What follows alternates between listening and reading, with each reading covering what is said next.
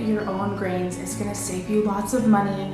You don't need one of these with the grain mill.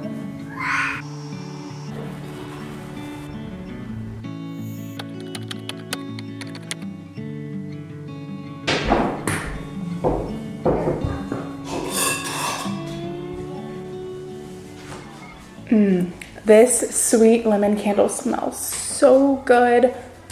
I've been a fan of Antique Candle Co. for many years. This isn't sponsored or anything. It just wanted you to help me find my favorite one today. This is raspberry vanilla. It's finally warm and I am finally feeling like it's a good time to get a spring scent going. So lemon, raspberry vanilla. I think I'm gonna go with the lemon. Need help? Okay, let's get this lemon one. Sweet lemon, as little footsteps are running away, but let's get this sweet lemon burning, and then we're gonna chat about my grain mill and how I get fresh milled grains and some easy ways you can as well on a budget.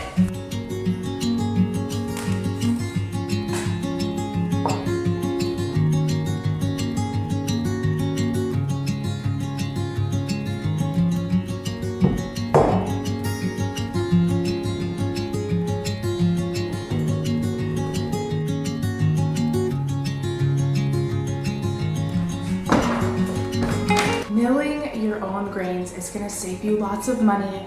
You don't need one of these fancy grain mills, but I'm going to give you a tip on how you can save money if you do want to purchase one. In the long run, you are still going to save money, especially if you are gluten intolerant like we are, but can tolerate freshly milled grains. I bought this refurbished. I'll get to that in a little bit on how to buy your refurbished one as well. Most of this is going to be voiceover. It's just easier for me with kids running in and out, so I don't have to redo the video 4,000 times, but this is a Nutrimill, so let's get into it. Really quick, because I feel like it'd be easier to explain than a voiceover. So it does come with this little attachment. I didn't know what it was for until one of you actually commented and told me that it goes like this. Genius. That way you can put more of the grains in here without it spilling over. It doesn't fit in my cabinet with this on, so I usually don't have it on, but sometimes when I want to mill a lot, I'll just snap it on and you can take it off easily. And then you can just pull it off whenever you want to be done. So using the Nutrimill is pretty self-explanatory. You have these little nozzles here, and I like to keep them pretty centered, especially it kind of depends on which grain you're milling. So as you can see here, I have it on a slower feed rate, which is the bottom knob, and then on the top knob is the motor, and I just like to keep it pretty centered.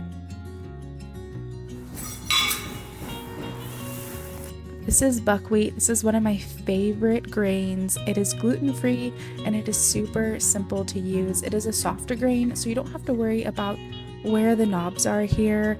I just still turn it pretty centered and it gets it great. Whereas the regular hard wheat is a little harder, so that one I keep it a little closer into a slower feed rate so it has time to break down and make it a fine grain. I will show you the difference here soon. I bought this Nutrimill refurbished, so I went on the Nutrimill website and I signed up for notifications for when one came available. I had the notification set up to where it would send me a text message, so as soon as I got that message, I was able to make the purchase. I love my Nutrimill, and with it being refurbished, I wouldn't even be able to tell. I think it's totally worth it, and getting a refurbished one saves you some money. So right now I'm going to be milling up this hard white wheat. This is what I usually use for our sourdough and everything else, and this is the one that I just like to keep it on a slower feed to make sure it really has time to process.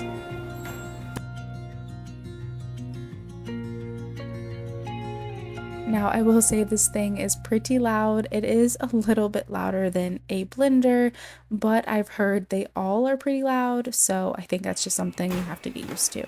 So once everything is milled, then you just pull it right out and it is good to go. Now make sure you have this little cup attached.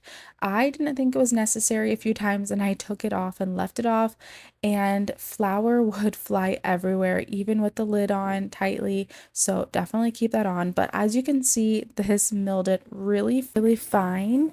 Okay, now I'm going to show you what the buckwheat looks like once I mill it, and then we're going to go into a way that you can mill your own grains without having a grain mill.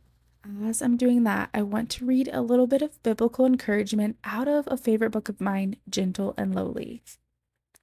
Have we considered the loveliness of the heart of Christ? Perhaps beauty is not a category that comes naturally to mind when we think about Christ. Maybe we think of God and Christ in terms of truth, not beauty. But the whole reason we care about sound doctrine is for the sake of preserving God's beauty, just as the whole reason we care about the effective focal lens on a camera to capture precise beauty we photograph. Let Jesus draw you in through the loveliness of his heart. This is a heart that walks us into the bright meadows of the felt love of God. It is a heart of perfect balance and proportion, never overacting, never excusing, never lashing out. It is a heart that throbs with desire for the destitute. It is a heart that floods the suffering with the deep solace of shared solitary. In that suffering, it is a heart that is gentle and lowly. So what if you don't have a grain mill, but you want to start milling your own grains? Now, a blender can work. I wouldn't recommend it forever, but in the meantime, a blender will do the job.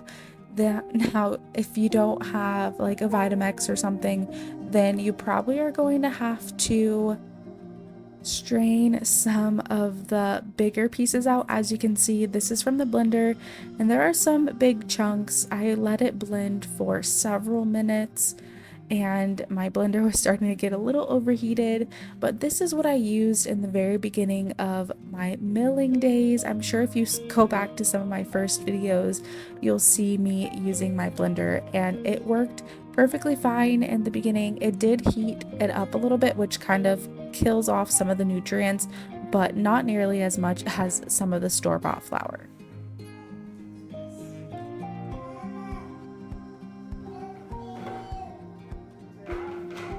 You can just pop this right off and use any of this extra. I'm going to put together a yummy warm chai tea. I'm so excited to share this recipe with you guys.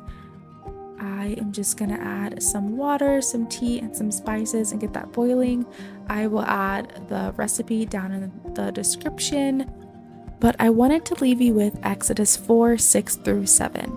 The Lord passed before him and proclaimed, the Lord, a God merciful and gracious, slow to anger and abounding in steadfast love and faithfulness, keeping steadfast love for thousands, forgiving iniquity and transgression and sin, but who will by no means clear the guilty, visiting the iniquity of the fathers on the children and the children's children, to the third and the fourth generations.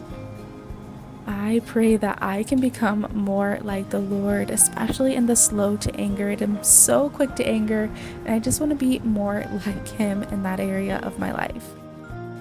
This chai tea was so good and so easy. I think I'm going to make a big batch, but I pray that this video was encouraging for you, and that if you are debating about using a grain mill or purchasing one, or just using your blender, that this helped you make your decision.